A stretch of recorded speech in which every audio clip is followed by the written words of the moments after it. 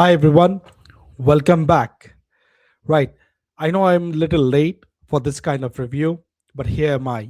Right, so guys, congratulations, PSG fan. It was incredible show. But I won't say that it was a one-sided affair, not even for a minute. Arsenal did give a pounds to pounds fight back. A lot of them are talking about why they sat so deep after scoring that first early goal. But that's how Arsenal played. You can't blame it. That's the reason they are in final with least goal conceded. That's how they play. That's the Arsenal way, right? But let's get into it and let's try and understand. Budapest, Puskas Arena, May 30, 2026. 67,000 packed in that beautiful stadium. Electrifying. It was a Champions League final, a best attack versus best defense. Paris Saint-Germain, the reigning champion, versus Arsenal, the Premier League champion. Both were trying to reach immortality, if I might say so. Right, Arsenal were chasing their first European success after, especially after getting the Premier League title after 22 years, and whereas PSG was trying to chase a dynasty status of winning back to back. Right, it was beautiful. What followed in that 120 minutes was drama, heartbreak, heroism, and unforgettable penalty shootout. Today, we're going to break down everything tactically, key moment, managerial decision, and that's basically how this team got was set up. See, PSG always set up 4-3-3, and so does Arsenal, but Arsenal has more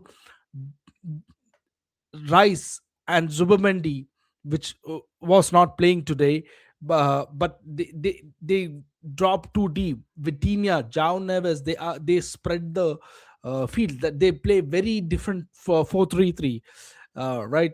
But that being said, uh, Kai Havertz with that early goal, of course, open up the match. PSG were trying the level best to break through, especially having 72% of ball possession, and Arsenal was very happy to leave that ball possession to them. But yeah, after that early goal, things got a little complicated, of course, and finally, um, but PSG was attacking so many times. Kvaratskhelia had little quiet game. Uh, Not many of them will say that, but just in 6 minutes, PSG, we're looking comfortable, right? That's when Kai Havertz pounded on a mistake that was done, and he scored a goal, right? Arsenal lead 1-0. Arsenal supporter erupted.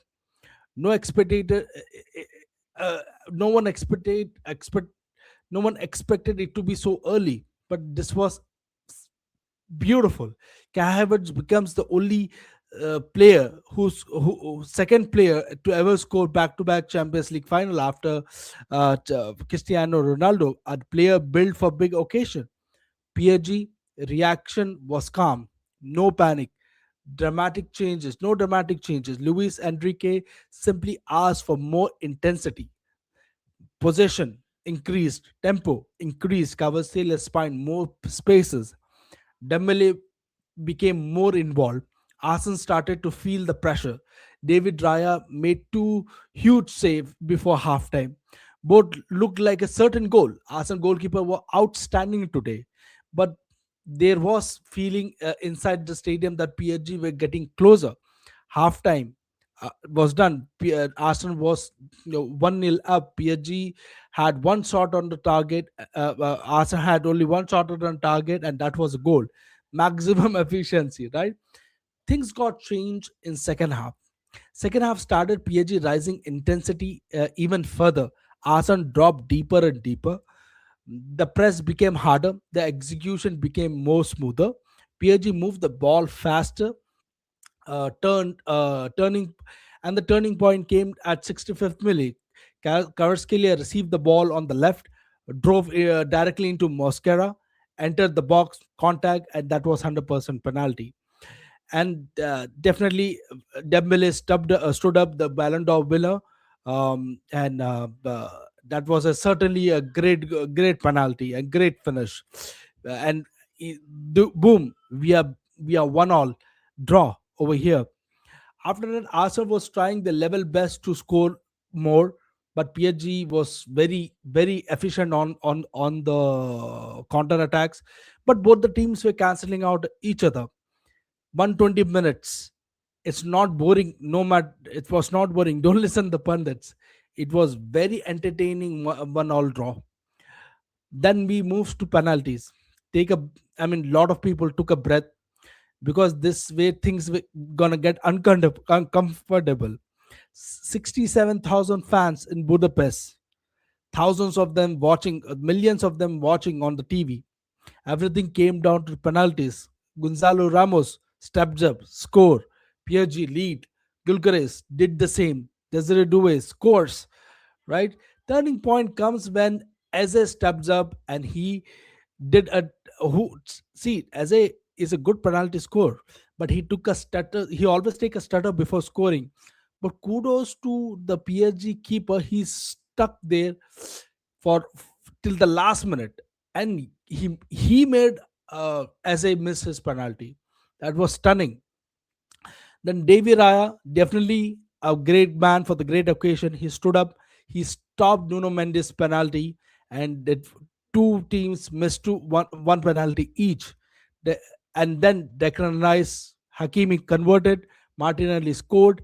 Then come Barcola, steps up, buries it. Now everything came down to Gabriel walked forward, one of the Arsenal heroes of all season. Leader, warrior, pressure was immense. He began his run up, stuck the ball, and went over the bar, over the crossbar, into the Budapest Knights. For the moment, silence, crowd was silent, the Arsenal supporters were silent. Nothing he could have done. He did his best, and he was immaculate in defense. And this means Luis Enrique has won his Champions League with two different clubs, two times. Barcelona 2015, PSG 2015, now 2016, three Champions Leagues. Now he's in category of Pep, category of Ancelotti, Zidane, elite names, right? He is already elite player. So, but nevertheless, Arteta lost, but that doesn't mean Arteta has uh, did anything wrong. He did good job, and he gonna come back strong, I believe. But for now, PSG are the king of Europe, and Arsenal going to come back because Arsenal is very close in terms of they're getting to the finals, semi-finals, finals, semi-finals. Like what happened 3 rows in Premier League, they came second. Eventually, they won because they cracked the code. That's exactly going to happen to them in Champions League as well. But congratulations to Arsenal, PSG fans, and please, if you enjoyed the breakdown, please leave a subscribe, leave a like, and leave a comment that what are the most controversial things that you saw on the match. And World Cup is right near the corner. There are plenty more content coming up. See you in the next one.